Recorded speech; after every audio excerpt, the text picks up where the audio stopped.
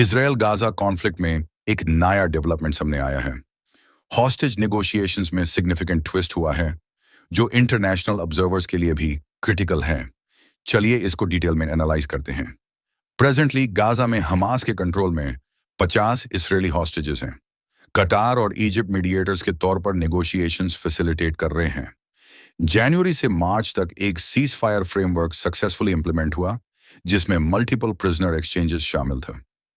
Latest proposal के मुताबिक Qatar और इजिप्ट ने 60 डे सीज फायर सजेस्ट की है। इस फ्रेमवर्क के तहत लगभग 45 हॉस्टेजेस रिलीज होने की एक्सपेक्टेशन है।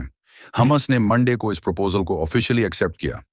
कतर का कहना है कि यह प्रपोजल यूएस के पहले से एक्सेप्टेड फ्रेमवर्क के काफी सिमिलर है। The major twist significant update यह है कि इजरायली गवर्नमेंट ने पार्शियल हॉस्टेज डील्स में इंटरेस्ट विथड्रॉ कर लिया है। गवर्नमेंट स्पोक्सपर्सन डेविड मेंचर ने बीबीसी इंटरव्यू में कहा, things have change now. Prime minister ने गाजा के फ्यूचर के लिए प्लान लेआउट किया है। इसका मतलब है कि इजरायल अब सिर्फ कॉम्प्रिहेंसिव पैकेज चाह रहा है। सभी 50 हॉस्टेजेस की इमीडिएट रिलीज, कोई पार्शियल डील अब वायबल नहीं। करंट ग्राउंड सिचुएशन अभी भी टेंस है। डॉन ऑपरेशंस के दौरान गाजा में सिविलियन कैजुअल्टीज रिपोर्ट हुई हैं। Hamas leadership ceasefire proposals accept कर रही है, लेकिन इजरायली गवर्नमेंट का स्टैंस फंडामेंटली शिफ्ट हो चुका है।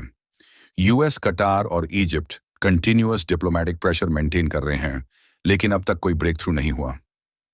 Analysis in conclusion, current dynamics complex हैं क्योंकि दोनों साइड्स की स्ट्रेटेजिक प्रायोरिटीज इवॉल्व हो गई हैं।